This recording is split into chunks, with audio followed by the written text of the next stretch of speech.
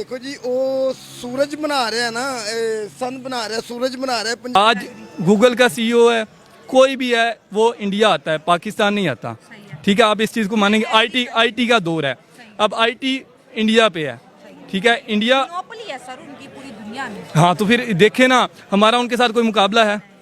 अब उनका जो आईपीएल है उसका जो बजट है वो हमारी टोटल इकॉनमी है उससे ज़्यादा है। बड़ी खबर सामने आ रही है कि इंडिया और रशिया मिलकर वर्ल्ड का सबसे पावरफुल न्यूक्लियर फ्यूजन रिएक्टर, जिसको आर्टिफिशियल सन का नाम भी दिया गया है, तैयार करने वाले हैं। मैंने तो ये सुना कि चांद पे ना वो प्लाटिंग हो रही है, वहाँ पे ना घर बन रहे हैं।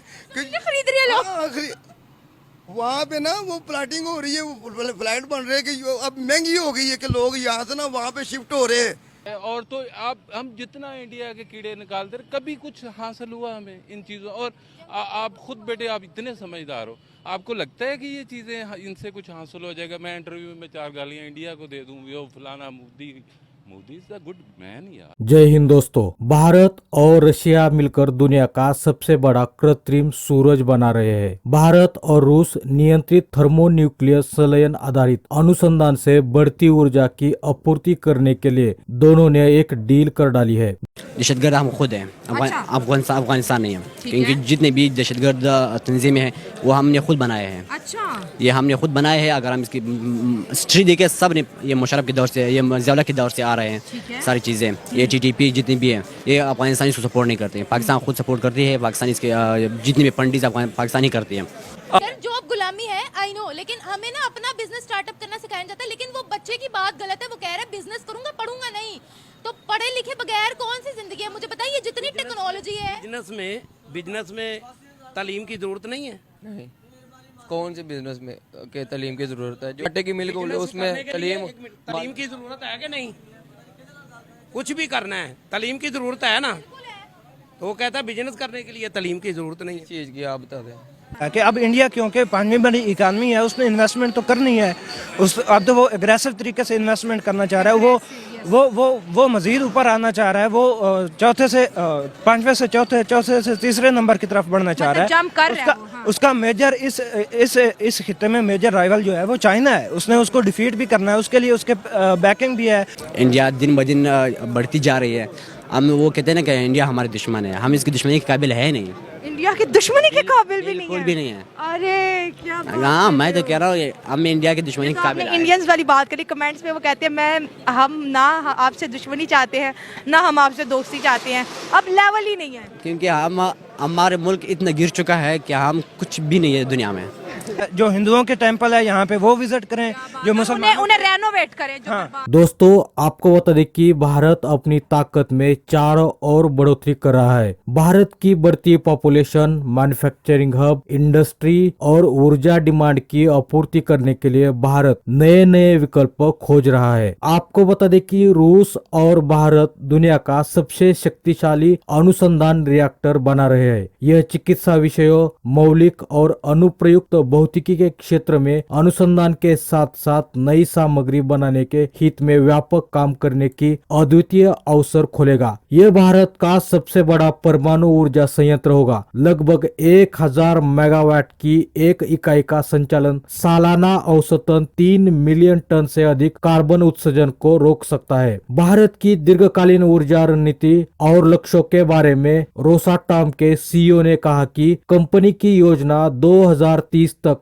गैर जीवाश्म ईंधन ऊर्जा स्रोतों की संचयी स्थापित क्षमता हिस्सेदारी लगभग 50% करने और 2050 तक शुद्ध शून्य उत्सर्जन हासिल करने की है। परमाणु ऊर्जा उन लक्ष्यों को प्राप्त करने में महत्वपूर्ण भूमिका निभाएगा। हाँ, जो बर्बाद हो गए और जो मुसलमानों के हैं वहाँ पे हम अपने मज़ारात को विजिट करें और एक कल्चर बने ना, दोबारा एक फ्रेंडली माहौल बने जिसमें इंडिया पाकिस्तान आए। हमें जो है ना जोड़ सकता है, और कोई दूसरी चीज बची नहीं है हमारे पास। ये कि हमने जो है ना इंडिया को गिराना है, हमने अपनी इंडस्ट्री जो है ना उसको ऊपर नहीं लाए। ठीक है, आज साजिशें करने में लगे रहना। सिर्फ हमने इसी साजिश में कि इंडिया को गिराना है। अब वो जो है मुकाबला उन्होंने भी किया, लेकिन उन्होंने खुद को अपने पाँव पे खड़ा किया है। अब हमें अपनी डिप्लोमेसी को भी इकोनॉमिक डिप्लोमेसी बनाना पड़ेगा। हमें देखना पड़ेगा कि कैसे हम अफ़गानिस्तान को भी इसी गवादर पोर्ट पे ला सकते हैं। हम चाइना के साथ भी चल सकते हैं, इंडिया के साथ ओपन बॉर्डर ट्रेड कर सकते हैं। हमें अगर तरक्की करनी है। अच्छा, आटे की तुमने फैक्ट्री खोलनी है, ठीक है, तुम पढ़े लिखे ही नहीं हो, हिसाब किताब कैसे रखोगे, डाटा कैसे कलेक्ट करोगे, बंदे आगे रखूंगा बंदे अनपढ़ रखोगे, तो जैसे अब ये कह रहे हैं ना मुझे मुकाम हासिल, बंदे अनपढ़ रखेगा। वो भी फिर अनपढ़ ही होंगे ना जब उनका काम करने वाला पढ़ा नहीं होगा। तुम्हारी उम्र पढ़ने लिखने की है। ये रोड पे ना ये छाबे लगाते हैं, रोड पे केले लगा के बैठे होते हैं, अनपढ़ जो होते हैं, जो बड़े बिजनेसमैन है वो भी ज्यादातर अनपढ़ ही होते हैं। पढ़ाया ना उनको। दुनिया के जो अमीर तरीन लोग हैं ना वो भी बस मैं बता रहा हूँ यहाँ पे लिखा है इधर बिजनेस, मुझे कोई दिक्कत है। ओ भाई, मैं मान रही हूँ कि इसमें बिजनेस नहीं लिखा हुआ, बिजनेस नहीं लिखा हुआ, लेकिन एटलीस्ट ये जो हमारी एजुकेशन है ये भी जरूरी है। तो क्यों लिखना क्या है इसमें, तालीम का तो कोई ताल्लुक ही नहीं है। पढ़े लिखे बगैर तुम लिख लोगे? मैंने कहा कि बेसिक तालीम मतलब के बंदे को इतना आ जाए कि बोलना फिरना चलना, बस पाँच तक बंदा पढ़ ले, आगे भी अपने बिजनेस की फील्ड में चल हमारे बच्चों की हाल है, हमारे बच्चों का हाल 5 तक पढ़ लो, आगे जरूर। जो एक एनिमी और जो नफरत का कीड़ा है ना वो दिलों में बसा हुआ है कि नहीं है सर, इस चीज़ को निकालने के लिए हमें क्या करना पड़ेगा? क्योंकि ऑफिशियल लेवल पर तो ये दुश्मनी चलाई जा रही है, जब भी कोई इकदार में आता है दुश्मनी का कहता है, इवन के उसी बेस पे तो उनकी चल रही है। दुकानदारी चलाने के लिए कुछ तो आपको शो करना पड़ता है ना।